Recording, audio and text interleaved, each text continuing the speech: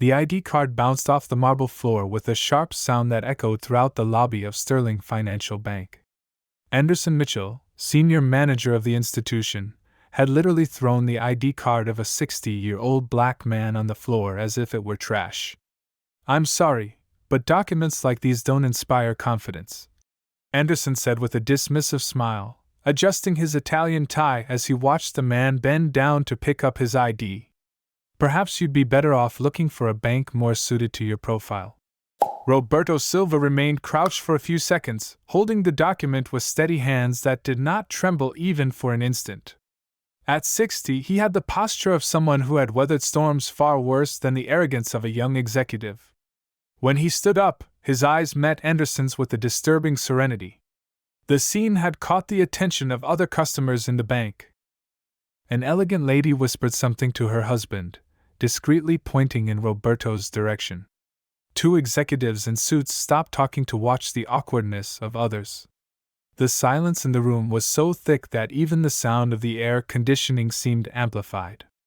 "I understand perfectly," replied Roberto, his calm voice contrasting with the explicit contempt he had just suffered.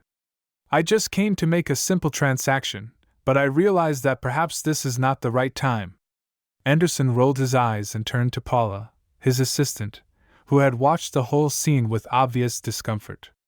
"It's always like this with these kinds of people," he muttered loud enough to be heard. "They think they can just walk in here without understanding how things work."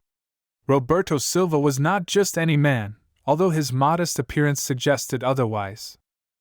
There was something in his gaze, a calmness that only exists in those who carry powerful secrets and know exactly when to reveal them.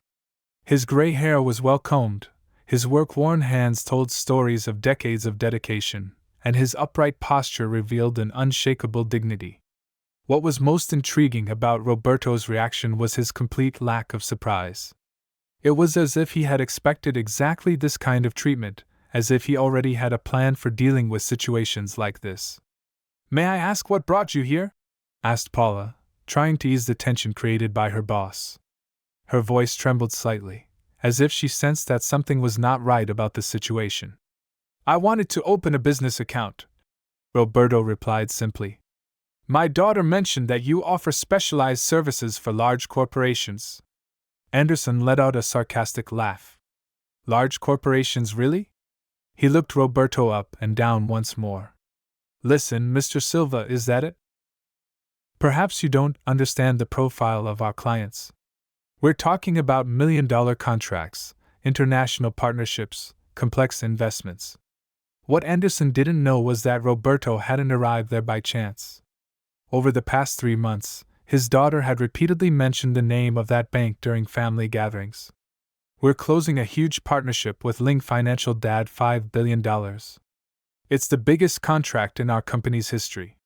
While Anderson continued his condescending speech about profile suitability and institutional standards, Roberto discreetly observed the bank's comings and goings. Well-dressed clients were greeted with warm smiles and gourmet coffee. Executives in expensive suits were escorted directly to private offices. The difference in treatment was not subtle. It was glaring and systematic. "I in your position," Roberto said, gently interrupting Anderson's monologue. "Indeed, large corporations require partners who are up to the task." Something in Roberto's tone made Anderson pause for a moment. There was a certainty in that sentence that didn't match the humiliation he had just suffered, but the manager quickly dismissed any concerns. Standing in the revolving door, Roberto did something Anderson would never have expected. Instead of walking out defeated and humiliated, he took out his cell phone and typed a quick message. "Camila, I need to talk to you about Sterling Financial. It's urgent." The reply came within seconds. "Is there a problem, Dad?" "I'm just reviewing the final contracts with them." Roberto typed again. "Let's just say I had an interesting experience with customer service. Can we talk tonight?" "Sure, Dad. Are you okay?" Roberto glanced one last time at Anderson, who was now serving a blonde customer in a gray suit with almost obsequious reverence. A discreet smile formed at the corner of his mouth. Some people are about to discover that underestimating people based on their ID cards can cost them much more than they imagine. As he walked down the sunny sidewalk, Roberto showed neither anger nor sadness, just the tranquility of someone who had just witnessed exactly what he expected to witness. As if that humiliation were merely confirmation of a suspicion he had harbored for months. If this story of prejudice disguised as professionalism touched your heart, don't forget to subscribe to the channel to find out how a simple gesture of contempt would turn into the most spectacular fall the corporate world has ever witnessed. Anderson Mitchell couldn't resist the temptation to turn Roberto's humiliation into entertainment for his colleagues. During lunch at the executive restaurant on the 20th floor, he recounted the story for the third time, gesturing theatrically as he imitated the supposedly humble voice of the old man. "You should have seen the look on his face when I threw the document on the floor." Anderson laughed, cutting into his grilled salmon. He tried to keep his dignity, but we all know how it is. These people always think they can walk into anywhere.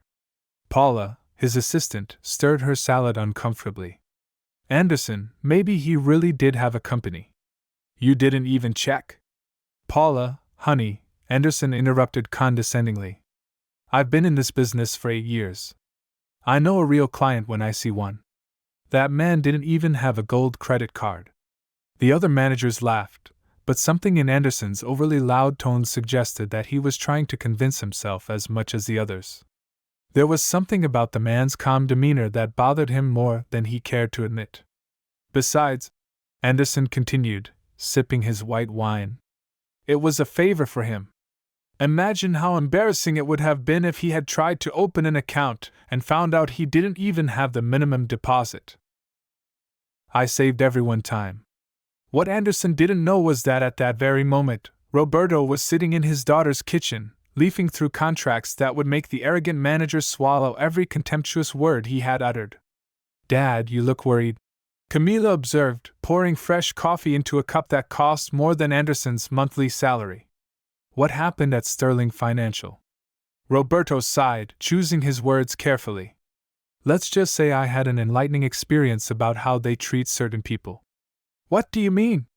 "The manager, Anderson Mitchell, from what I saw on his badge, wasn't exactly welcoming, and in fact, he was quite clear about the type of client he considers suitable for the bank." Camila frowned. Anderson Mitchell. She knew that name from the internal reports she had received during the negotiations. A senior manager who would be responsible for a significant part of the implementation of the partnership that was about to revolutionize both companies. "Dad, do you want to tell me exactly what happened?" Roberto told her everything from the moment he walked into the bank to the moment his ID card bounced off the old marble floor. As he spoke, he saw his daughter's expression gradually change from concern to something much more dangerous. Camila was known in the corporate world for her calculating coldness when someone disrespected her. "He threw your ID on the floor." Camila's voice was strangely calm, the kind of calm that precedes devastating storms. "Like it was trash, daughter. But don't worry, I've been through worse." And he had. Roberto Silva had built his first company from the rubble of the discrimination he had suffered in the 1980s. When no bank would finance his dream of a construction company, he sold everything he had, worked 20 hours a day, and built low-income houses with his own hands until he could hire his first employees. At 60, he had sold that company for a fortune that few knew about. His money was quietly invested in investment funds spread across 3 countries. But his modest appearance had never revealed the 8-digit fortune he had accumulated through decades of relentless work. "You know, daughter, it was interesting to observe how the bank works, especially considering the partnership you are entering into with them." Camila nodded slowly, her eyes taking on that dangerous gleam Roberto had known since she was a child. $5 billion, Dad. It's the biggest contract in our company's history. I wonder how they would react if they knew that the inappropriate old man they humiliated today is the father of the CEO who is about to make them the most profitable bank in the region." While Anderson dined at an expensive restaurant that evening, celebrating another day of maintaining the standards of Sterling Financial, he posted on LinkedIn about the importance of maintaining strict quality criteria in customer service. His colleagues' comments praised his dedication to excellence. What he didn't know was that Roberto was on a video call with his daughter's 3 senior partners, being introduced as an informal advisor and strategic mentor. "I want you to meet my father," Camila said on the screen. "Roberto Silva, my informal advisor and the wisest man I know." Roberto waved at the camera, his expression serene, masking the plans that were beginning to form in his experienced mind.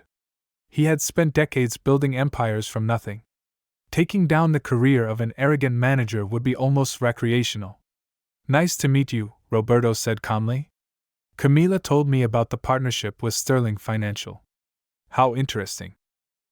During the ensuing conversation, Roberto asked seemingly innocent questions about timelines, key contacts of the bank, and contract cancellation procedures. Information any concerned parent would ask for. Information an experienced strategist would file away carefully for future use.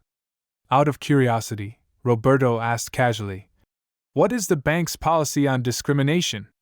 I imagine a company of our size requires partners with solid values." The partners looked at each other. "That's an excellent question, Mr. Silva. We'll include that in the final review of the contracts." While Anderson slept peacefully in his penthouse, convinced that he had kept the undesirables away once again, Roberto stayed up late, reviewing every detail of the billion-dollar partnership his daughter was about to sign. For a moment, when he bowed his head in the face of insults that morning, everyone at the bank thought they had broken his spirit. But those who know true strength know that it grows precisely in silence, fueled by injustice, and is about to manifest itself in ways that will turn humiliation into revenge and arrogance into eternal regret. 3 days after the humiliation at the bank, Roberto woke up before dawn and did something he hadn't done in years. He put on his only Hugo Boss suit, which had been hanging in his closet since he sold his first company. This was no time to appear modest. It was time to remember who he really was. "Dad, are you sure about this?" asked Kama, reviewing the documents scattered across the conference room table for the 10th time. "Once we cancel, there's no turning back." $5 billion, Dad? That's almost half the company's annual revenue. Roberto adjusted his shirt cuffs and smiled. "Daughter, I've learned one thing. Building companies, money can be recovered. Dignity once lost takes decades to regain." The table was covered with contracts, termination clauses, and financial reports. Camila had spent the night with her legal team, mapping out every comma that would allow the partnership to be cancelled without significant legal penalties. Clause 17 allows for unilateral termination in the event of discriminatory practices by the financial institution, explained Dr. Enrique Mora, a senior lawyer with a firm for 15 years. "We'll need concrete evidence." "Leave that to me," Roberto said calmly, sliding a folder across the table. Inside was something that made even the experienced lawyer gulp. Printouts of Anderson Mitchell's LinkedIn activity from the past 2 years, subtly prejudiced posts about quality standards and cultural fit, comments on articles about corporate diversity that reveal killed his discriminatory mindset, likes on questionable content. "My God," murmured Dr. Mora. "How did you get this? When you're 60 years old and have been building companies since you were 20, you learn that information is power," Roberto replied. "Anderson Mitchell isn't just arrogant, he's careless." While the Silva family planned meticulously, Anderson Mitchell enjoyed what he believed to be another victorious week. He had posted on LinkedIn about an excellent quarter of growth, and received dozens of compliments from colleagues. His latest achievement had been rejecting 3 unsuitable candidates for corporate accounts. "Some people don't understand that we maintain high standards here," he commented to Paula during the coffee break. "It's a matter of preserving the bank's reputation." Paula had become increasingly uncomfortable with her boss's comments, especially after the incident with Roberto. "Anderson, have you ever thought that maybe we're being too selective?" "Paula, honey, you're still new to this business. Over time, you develop an instinct for recognizing who really belongs here." What Anderson didn't know was that at that very moment, Roberto was being welcomed as a VIP at his daughter's company headquarters. The receptionist greeted him as Mr. Silva, strategic advisor, and employees stopped discreetly to greet him in the hallways. Dad, meet Marcus Thompson, our Chief Financial Officer, said Kama, guiding Roberto to a meeting room with a panoramic view of the city. Marcus extended his hand with the respect reserved for major investors. Mr. Silva, it's an honor to finally meet you. Camila always talks about your business acumen. During the meeting that followed, Roberto demonstrated why he had built and sold companies for decades. His questions were precise, his analysis was surgical, and his suggestions revealed a sharp strategic mind. Marcus, what would be the financial impact if we had to cancel the partnership with Sterling Financial? Roberto asked casually. It would be significant but not catastrophic, Marcus replied after consulting his reports. We have other banking options that have expressed interest in similar partnerships. Commonwealth National, for example, has offered even better terms. Camila and Roberto exchanged glances. Everything was falling into place.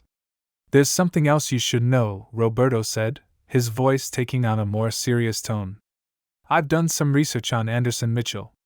This man isn't just occasionally prejudiced. It's systematic.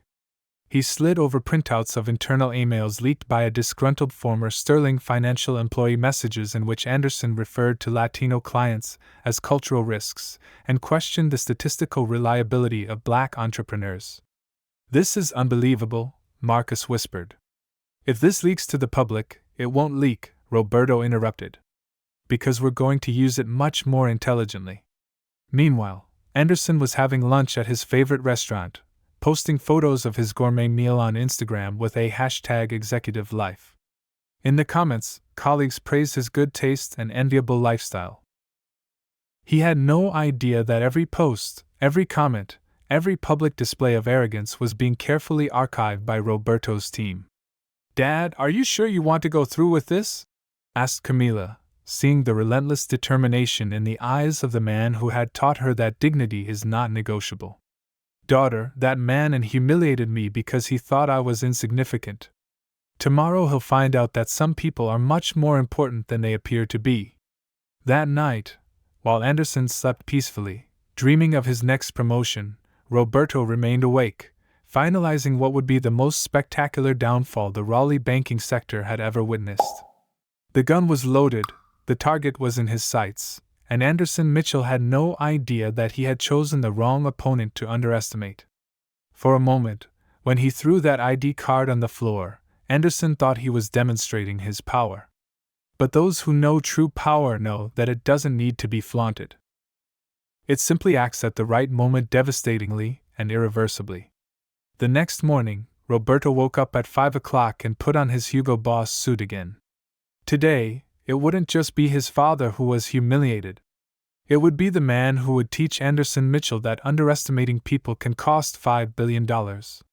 Kama, are you absolutely sure you want to do this? Asked Dr. Moa for the 10th time. Reviewing the termination documents. Once signed, there's no turning back. Doctor, my father taught me that dignity is priceless and $5 billion won't buy the respect they denied him. Meanwhile, Anderson arrived at Sterling Financial beaming. He had received a message from management informing him of an urgent meeting with strategic partners scheduled for 10 o'clock in the morning. In his arrogant mind, it could only mean one thing. His promotion had finally arrived. Paula, have my desk polished and prepare the special coffee, Anderson ordered, adjusting the gold tie he reserved for important occasions. Today is the day my career takes off. At 9:45, Anderson was in his office organizing the last details when Paula appeared at the door, her face visibly pale.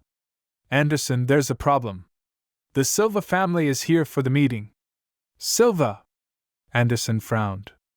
I don't know any Silvas important enough for strategic meetings. It's the man from yesterday. The one you Paula swallowed hard. He's with a woman who introduced herself as the CEO of Coleman Industries. Anderson's blood instantly turned to ice.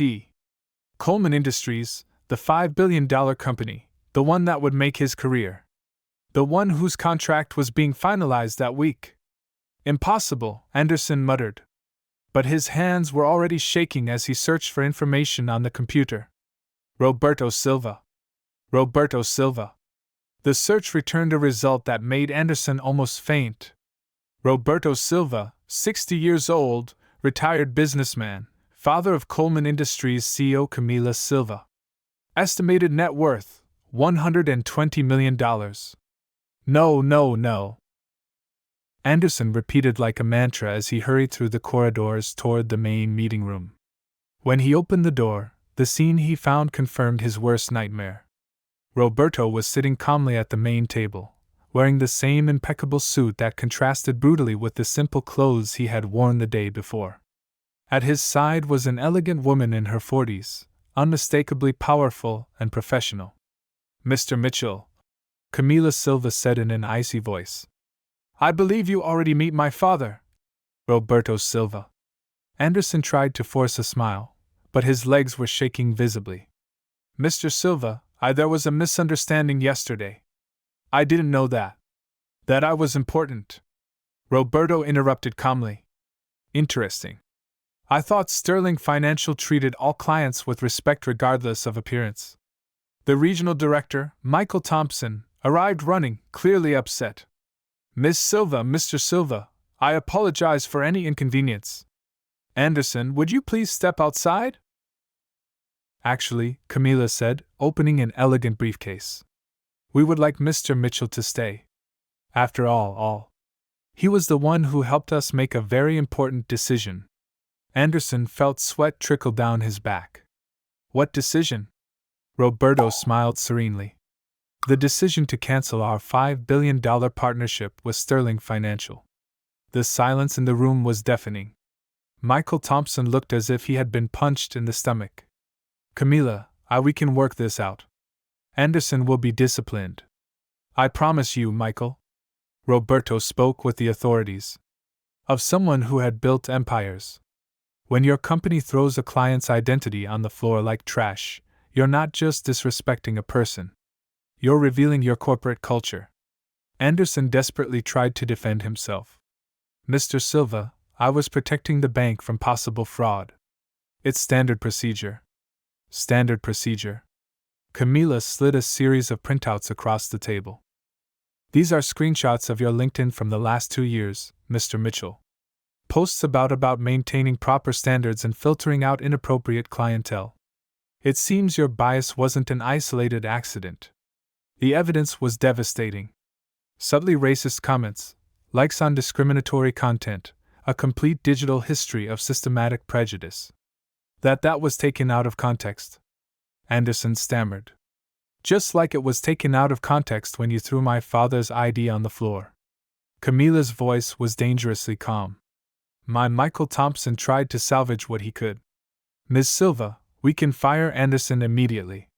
The bank does not condone this behavior." "It's too late." Michael Roberto stood up, his presence dominating the room. "Yesterday, when you humiliated me, I was just a customer. Today, I am the father of the CEO you just lost." Anderson collapsed into his chair, reality finally hitting him. $5 billion. His career, his reputation, all destroyed by a few seconds of arrogance. "Please," he whispered. "I didn't know. I can change. I can." "Yesterday, you knew exactly who I was," Roberto replied with unshakable dignity. "A human being who deserved basic respect. That was all you needed to know." As father and daughter prepared to leave, Roberto paused at the door and turned to Anderson one last time. "Do you know what the difference is between us, Anderson? You judge me by my appearance. I judged you by your character, and I found that of the two of us, only one had anything of value to offer." The doors to the room closed, leaving Anderson alone with the wreckage of his career. Outside, employees whispered in the hallways. The news of the cancellation of the largest partnership in the bank's history was already spreading like wildfire. At that moment, Anderson realized that some people carry a silent power that only reveals itself when underestimated by those who confuse Aro with intelligence, and the true strength does not need to announce itself. It simply acts when necessary in a devastating and irreversible way. 2 weeks after the meeting that would change everything, Anderson Mitchell cleaned his desk for the last time. His dismissal had been immediate, and without negotiation. 8 years of his career at Sterling Financial now boiled down to a cardboard box and contemptuous looks from his former colleagues in the hallways. Did you really think you could treat clients like that and get away with it, Paula? Now promoted to his former position, watched with a mixture of pity and poetic justice. Roberto Silva was literally the father of the biggest client in the bank's history. What made it worse for Anderson was discovering that his humiliation had gone viral internally.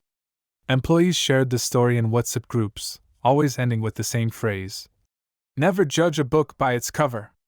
Meanwhile, Roberto and Camila signed an even bigger partnership with Commonwealth National Bank.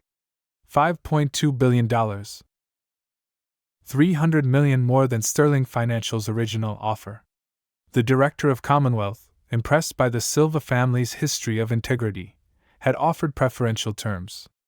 "Mr. Silva," said Marcus Chun, president of Commonwealth National, "it is an honor to work with a family that values dignity above profit. That is rare in the corporate world." Roberto smiled serenely. "Marcus, I've learned that true partners are those who respect you at the first handshake, not after learning about your net worth." News of the cancellation of the billion-dollar partnership spread through the financial sector like wildfire. Anderson discovered in the worst possible way that his reputation had been destroyed not only at Sterling Financial, but throughout the Raleigh market. 3 months later, he was still unemployed. Every interview ended the same way. "Oh, you're Anderson who lost the $5 billion contract. Thanks, but we'll pass." One day, while drinking coffee alone in a cheap cafe, Anderson saw Roberto enter the establishment. The man who had humiliated him was wearing simple clothes again, but now Anderson knew exactly who was standing before him. Roberto ordered his coffee, paid politely, and as he passed Anderson's table, he paused briefly. "Good morning, Anderson. How's the job search going?" Anderson swallowed hard. "Mr. Silva, I'd like to apologize." "I didn't know." "Anderson," Roberto interrupted gently. "You knew exactly, but you needed to know that I was a human being who deserved basic respect. Everything else was irrelevant. But I can change. I can learn." Roberto nodded. "I sincerely hope you can, because the next person you judge by their appearance may have a daughter even more powerful than mine." With that, Roberto calmly walked out, leaving Anderson alone with the bitter reality that some lessons come too late to save a career destroyed by one's own hands. 6 months later, Coleman Industries had grown 40%, driven by its partnership with Commonwealth National. Roberto, officially hired as a strategic consultant for his daughter's company, used his office to mentor young entrepreneurs facing discrimination in the market. "Dad, you turned humiliation into growth for hundreds of people," said Camila, watching Roberto mentor a young black entrepreneur who had been rejected by 3 banks. "Daughter, I've discovered that the best revenge isn't destroying those who hurt you. It's building something so great that they realize how small they were." Sterling Financial never fully recovered from the loss. The story became a case study in business schools about how prejudice can cost billions. Anderson became a symbol of everything that is wrong with discriminatory customer service. Paula, now a regional manager, implemented a diversity and inclusion program that became a model for other banks. On the wall of her office, she kept a framed quote: "Respect first, ask questions later." A year later, Roberto was invited to speak at the National Banking Convention on the importance of universal respect in customer service. When he took the stage, he spotted Anderson in the audience, now working as an insurance salesman, a shadow of the arrogant executive he once was. "Ladies and gentlemen," Roberto began his speech, "today, I'm going to tell you how 5 seconds of disrespect cost a financial institution $5 billion. Anderson hung his head, knowing that his story would be told once again, but this time as an example of what never to do. Roberto ended his speech with a reflection that echoed throughout the convention.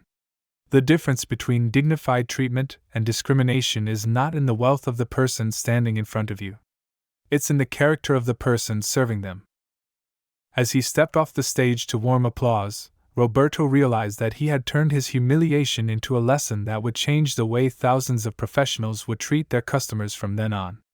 That ID card thrown on the floor had not broken his dignity. It had revealed the moral fragility of those who believe that power is measured by the ability to humiliate others. Anderson tried to destroy Roberto but ended up destroying himself. Roberto learned that true revenge is not to repay the damage suffered. It is to achieve the success that his enemies could never imagine. If this story of justice and transformation touched your heart, don't forget to subscribe to the channel for more stories that prove that the best response to prejudice is success built with dignity and intelligence.